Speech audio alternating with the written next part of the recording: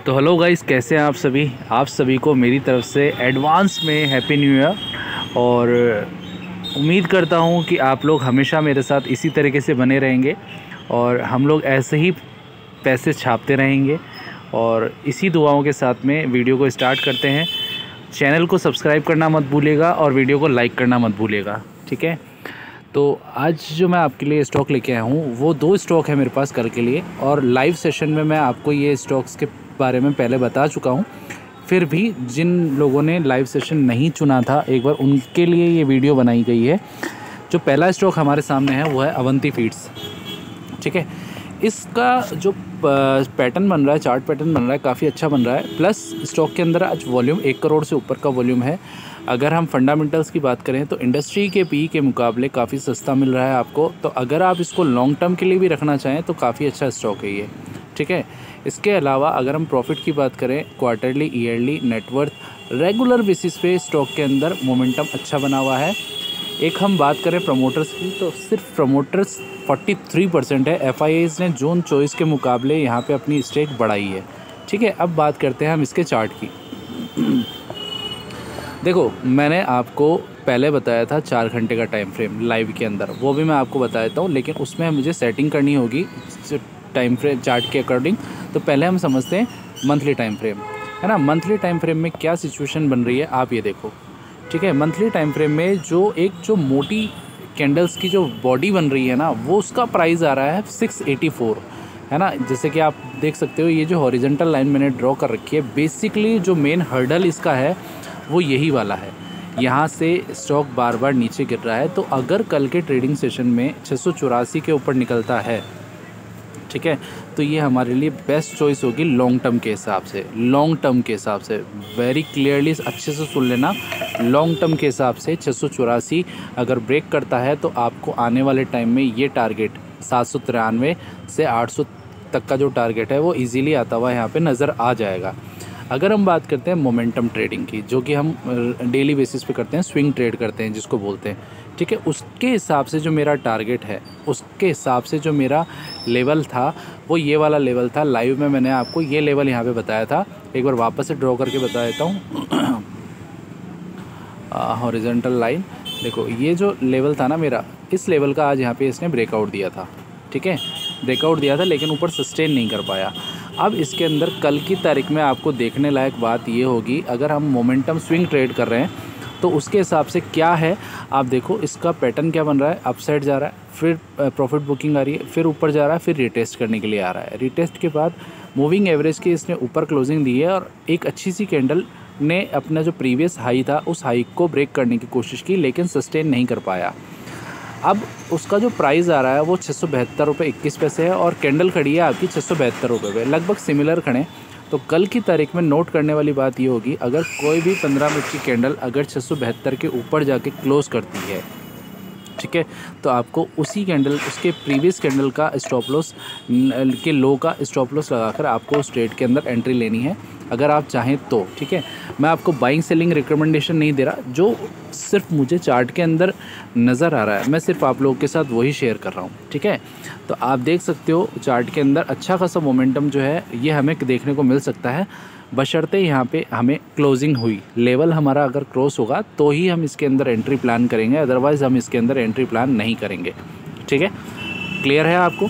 Daily time frame में देख लो, daily time frame में समझ में आ जाएगा आपको, ठीक है। देख सकते हो बहुत अच्छा चार्ट बना हुआ है इसका, और लेवल्स आपको अच्छे से इसमें समझ में आ जाएंगे। देखो आप, ये जो हाई था इसका ब्रेकआउट हमें देखने को मिला। अगर कल इसको सस्टेन करता है तो इसके ऊपर कई सारे लेवल्स हैं जो हमें अगली वीडियो के अंदर मैं आपके साथ डिस्कस करूँगा, ठीक है।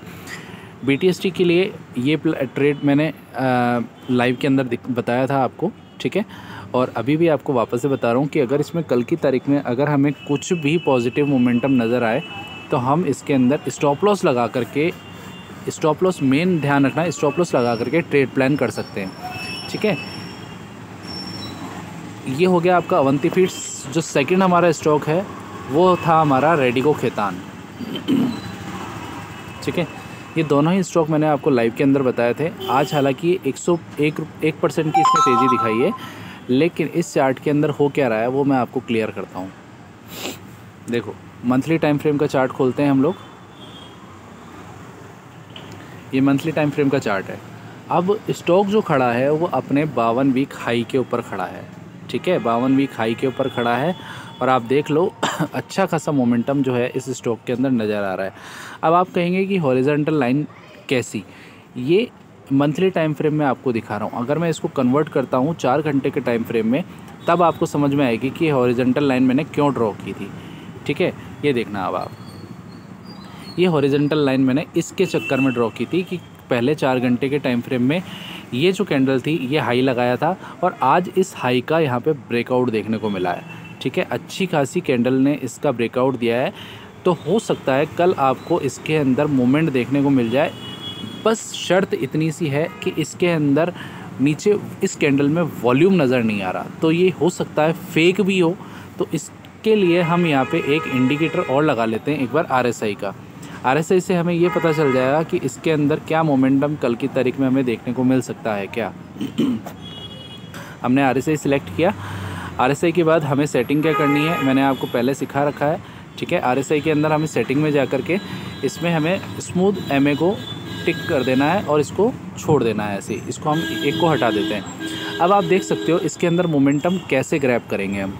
आप देखो नीचे RSI जो है पर्पल वाली लाइन ने ब्लू वाली लाइन को ऊपर की तरफ काटा, पॉइंट क्या आ रहा है 68, मतलब ये बुलिश है ना, ये मतलब बुलिश है। 50 से अगर ऊपर रहता है तो हम ये मानते हैं कि स्टॉक के अंदर मूवमेंट आने का फुल चांस है।